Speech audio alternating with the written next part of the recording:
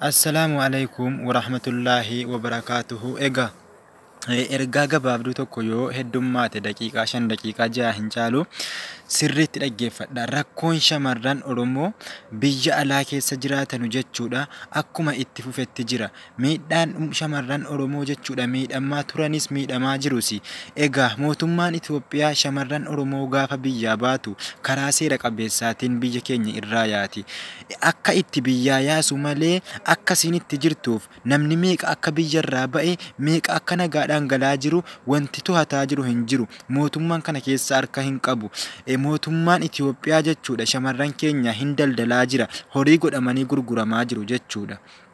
Nuti shamarran keenyaaf sagalee ta'uun dirqama keenya bahachuu qabna. Shamarran keenya mootummaan akka inni bakka isaan jiranutti mirga isaanii eeguu fi akka isaan kabaja argatanii jiraatan akka inni irratti hojjetuuf nutu dubbatee sagalee ta'ee jajjabeessuu qabna jechuudha. Keessumaayyuu yeroo ammaa shamarran keenya akkuma beekamu haadhaaf abbaa ofii ofan jijjiiraadhaaf biyya haadhaaf abbaa isaaniirra bahanii kan lubbuu isaanii dhaban baay'eetu jiru. 80,000 yoo fudhanne shamarran keenya maatii isaaniirra bahanii lubbuudhaan kan itti deebi'uu hin dandeenye ta'uun beekamaadha. Kun immoo maaliif sababa jechuudha nuti kabaja walii dhabnee shamarran keenyaaf namni sagalee ta'u hin jiru, namni rakkoo isaanii hubatu hin jiru, namni rakkoo isaan qunnamaa jirutti furmaata kennaa jiru hin jiru. Nuti callisnee ijaan ilaalaa jirra. Kun nurraa hin eegamu jechuudha. Lammiin lammiif eega jedhamee dirqama keenya bahachuu qabna. Shamarran keenya bira dhaabbachuu qabna. Waan shamarran keenya gufuu ta'ee karaarra taa'ee jechuudha jara mufachiisaa jiru kana jalaa buqqisuun dirqama keenya ta'uu qaba jechuudha. Furmaanni shamarran keenyaa yoo yeroo dhiyoo keessatti yookiin furmaata hin argatin rakkoon isaanii kun hin furamin egereen shamarran keenyaa kan nama sodaachisuuf yaaddoo guddaa keessa kan nama galchu ta'a.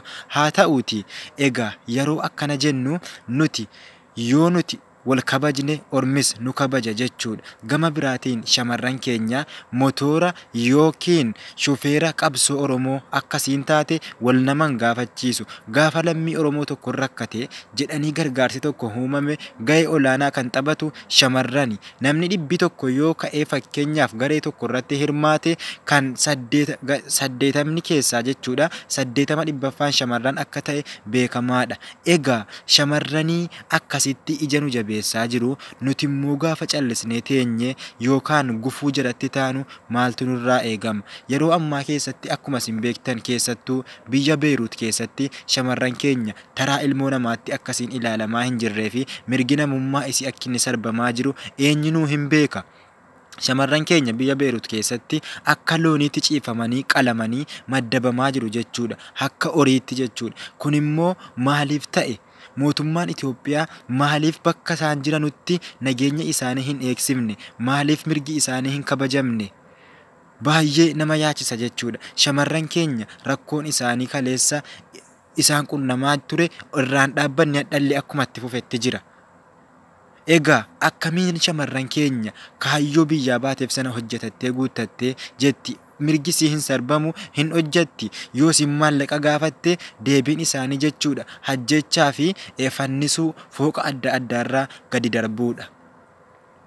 Kana keessatti nuti bakka jirru iyyinee watuwaannee rakkoo shamarran keenyaa kana furuuf qophii ta'uu qabna. Karaa dandeenyeen sagalee taanee fi shamarran keenya deeggarree jajjabeessinee dirqama keenya bahachuun nurraa eegama. Gama biraatiin nuti wanni nu jedhaa jirru shamarran keenya bakka adda addaatti argamti jechuuf xiqqeessuu fi maqaa isii balleessuu qofa malee wanni nuti buusaa jirru hin jiru. Abadan namni tokko arrabaan hin qajeelu. Kan namni tokko qajeelu gorsa yookaan ofitti qabdee suuta haasubsiisuudhaan nama tokko qajeelchuu dandeessa jechuudha. Nama tokko arrabaan abadan eenyunuu wal qajeelchuun kun waan danda'amu natti hin fakkaatu. Keessattuu yeroo ammaa diina qofa osoo hin taane firrillee diinillee shamarran keenyaaf tolaan jiru. Namoonni baay'een maqaa sabboonummaa Oromootiin jechuudha of beeksisanii shamarran keenya irraa rakkoo guddaa kan gahaa jirantu hubatamaa jira. Gama biraatiin kashilabboonni jechuudha yookaan ijoolleen dhiiraa ilmaan Oromoo ta'aa shamarran keenya bifa jaalala qabsiisuutiin eega dhaqanii onnee jaraa mo'atanii onnee isaanii madeessanii viidiyoo adda addaa ergisiisuun sana booda viidiyoo kana kana ajandaa godhachuun guyyaa guyyaatti yookaan ji'a ji'atti maallaqa isaanii akka isaan irraa guuran beekamaadha. Egaa silaa yeroo kanatti jechuudha shamarran yeroo namni fuudhaaf isaanitti aajamu yeroo umuriin isaanii jechuudha dhiirtii yeroo kanatti itti aajamtu biizii of gootee of gubdee mana arabaa keessa sa'aatii 24 kaayyoo isiitiif jettee dhaabbattullee kaayyoon isiin sun akka inni galma hin geenye baay'ee kan gufuu itti ta'e kashlabboota maqaa sabboonummaa Oromootiin daldalan ta'uunis kunis beekamaadha. Egaa haa ta'uuti nuti gaafa lammii keenyaaf qabsoomna jennee walirratti qabsoomnu diinni immoo maal nu godha maaltu nutti dhaga'ama saa abbaan gaanfa cabse ollaan ija jaamsa akkuma jedhamu yoo nuti wal kabajne ormi nu kabaja gaafa shamarran keenya kabajne shamarra keenyaaf bakka guddaa kennine qooda isaanii lafa keenye sana booda diinnillee jechuudha alagaan akka inni shamarran keenya kabajuuf mirgi isaanii akka eegamu irratti dubbachuun namatti hin ulfaatu gama biraatiin shamarran keenya maaliif yeroo baay'ee Baangaaliif Paakistaanii adda addaatti dammaramu jennee yeroo gaafannu shamarran tokko deebii quubsaa nu kennanii jiru nuti jaallannee osoo hin taane wanni kanatti nu galchaa jiru dhiira Oromoo irraa abdii waan dhabneef dhiirri Oromoo nu jaallachuu fakkeesse eega onnee keenya fuudhee nu booji'ee fedhii yookiin miira adda addaa keessa nu naqee sana booda gufuu nutti ta'ee jira lubbuunuma keenyaafuu obsodaataa jirra kan jedhantu baay'eedha jechuudha.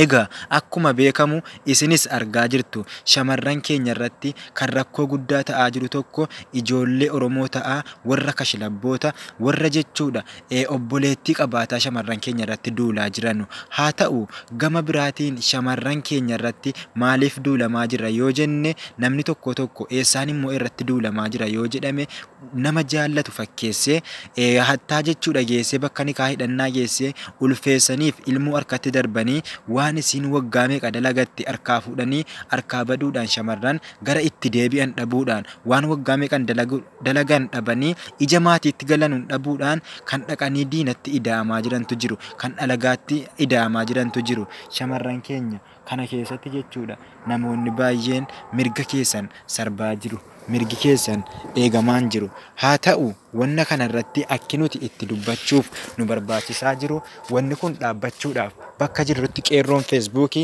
wal gurmeessinee irratti hojjechuun dirqama keenya ta'uu qaba nutis karaa danda'ameen shamarran keenya saappoorti goonee jechuudha jajjabeessinee dhugaa jirtu irratti hojjennee shamarran keenya akkasiin kabajamtuuf kaayyoon isiin biyyaa baateef akka galma ga'uuf akka nama tokkootti akkasiin jiraattuuf irratti hojjechuun sagalee taaneefi jechuudha diina yookaan gufuu shamarran keenya karaarra taa'ee mufachiisaa jiru jalaa buqqisuun qooda keenya bahachuu qabna jechuudha karaa biraatiin shamarran keenya dhaamsan isiniif dhaamuu barbaadu. Egaa shamarran gama biraatiin akkaataatiin jechuudha dhiirota hattuu jalaa bilisa ba'uu qabdan eessaan akka ba'uu qabdan namni tokko gaafa dhiira tokko jaallachuuf jette dhiirti kun nama akkamii akka ta'e dura buustee jechuudha xiinxaltee lafa kaa'achuu qabda ati erga jaalalaan booji'amtee jaalalaan mo'amtee booda waan fedhe keessa seenuu dandeessa namni tokko jaalalaan booji'ame taanaan miira adda addaatii fi fedhii isaa jala waan deemuuf bakka hin taanetti argamuu danda'a gaafa dhiirti tokko jaalala dhuftee si gaafattu dhiirri kun dhiira jaalalaaf siif ta'u dhiira bultiif siif ta'u ta'uusaa dura bu'isi lafa kaa'i jechuudha dhiirti bultiif siif taatu dhiirti si jaallattu maallaqa sin gaafattu viidiyoo yookiin qaama kan keessin laala jettee sin gaafattu jechuudha ati namumti tokko miskiina ta'ee dhufee si janajjane si haasofsiiseedhaaf hin booji'aminiif jaalalatti of hin kennin of qusadhu gara biraatiin aarii ijoollee dhiira Oromoo tokko kashlabbootaatiif jettee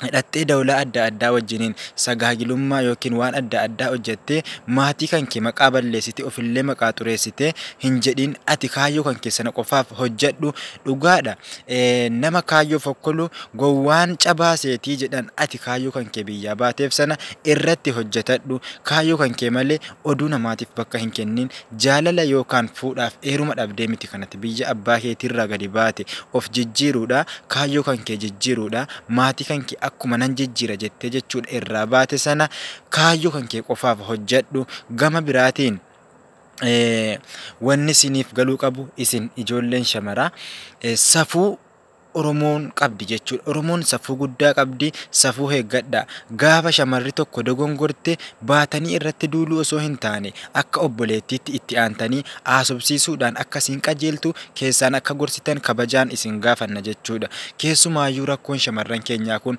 daran akkam jabaatee jira. Rakkoon shamarran keenyarra ture sun irraa hin kaane jechuudha. Shamarran keenya akkuma miidhamaa turan arras miidhamaa jiru. Egaa kanarratti eenyutu shamarran keenyatti gufuu akka ta'e eenyutu immoo rakkoo jiraa kana furuu qaba akka jennu bakka jiraa of buufnee rakkoo jiraa sana keessa of galchinee gaafa nuti jechuudha akka mataa keenyaatti ilaalle sana rakkoon shamarranii keenyaa hiikamuuf salphaa ta'a jechuudha. Egaa nuti shamarran tokko gaafa miidhuuf kaane shamara tokko akka obboleettii keenyaatti ilaaluu qabna. Egaa namuu akkuma beeku shamarran obboleettiin kan koo miidhamuu hin barbaadu'an. Gaafan shamara tokko miidhuuf ka'e osoo obboleettii kan koo ta'e jedhee gaafan yaadu tokko shamarran kana miidhuudhaaf baay'ee tokko miirri kan koo na dhorka jechuudha yookaan haamileen kan koo hin laaffata. Shamarran keenya jajjabeessuuf jaallachuuf kabajuun dirqama keenya bahachuu qabna. Egaa nuti yeroo kanatti wal jibbuuf wal arrabsuu osoo hin taane waan gaariin tokko akka nurraa dubbifamu amala keenyarra akka namni waa baratu kana gochuu qabna. Maqaa Oromoofan qabsaa'aatiin shamarran keenya irratti qabsaa'uuf shamarran keenya xinneessuuf bakka hin taanetti waamuun nu ga'a haa dhaabbatu. Maaliif nuti waan hojjenne tokko hojiitti hiikuu qabna malee of guddisuudhaaf nama of barsiisuudhaaf hojjechuun nurraa hin eegamu. Nuti waan beeknu nama barsiisuu fi waan hin beekne namarraa barachuu akkasumas shamarran keenya ofitti qabnee abshiraa jennee silaa jireenyi biyya Oromoo akkasitti isaan gubaa jira. Halkaniif guyyaa dhaabbattee gubataa jirti. Kana keessaan nuti immoo jechuudha ko itti dabalamne gubaa ittuu daddabalaa fi jirra. Sababa keenyaan meeqa jechuudha kan of rarraasaa jirtu. Waan waggaa meeqa dalagatte kan dhabaa jirtu. Ija maatiitti galtuun kan dhabdee jechuudha. Lubbuu ofii irratti tarkaanfii fudhataa jirtu baay'eedha. Kanaafuu nuti shamarran keenyaaf mirga isaanii akka kabajamu irratti hojjechuuf haamilee taanee fi jajjabeessuun dirqama keenya ta'uu qaba.